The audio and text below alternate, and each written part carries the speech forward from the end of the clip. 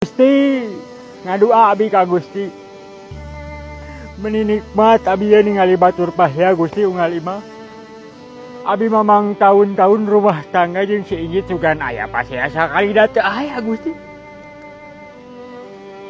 Gusti meni soleh-soleh teuing atuh pamajikan teh hayang sugan sakali we pasea da meni jangar kana sirah ieu Gusti lamun ningali pamajikan soleh teh Gusti. Gusti nu Maha Suci kurangkeun gaji abi tinu tatani Gusti ngarah abi teh bisa mere resiko geringkeun abi saminggu we Gusti ngarah teh digawe ngarah teh digaji kudunungan ieu tong boro gaji kas beunit teh dibikeun Gusti jauhkeun tina milik abi mah Gusti milik keur pamajikan nya teh si Inggit. Aing teh balik 3 bulan tah. Nitip no gue hiji di mah teh nog mari.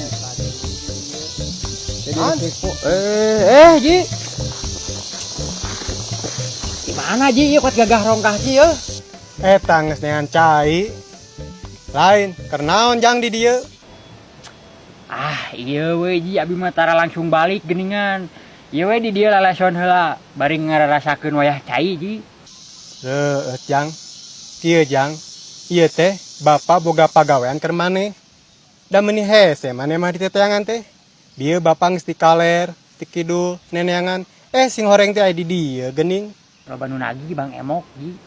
Naon aya peunciteun apa aya nu kudu dipaehan ku Karman yeuh? Lain jang.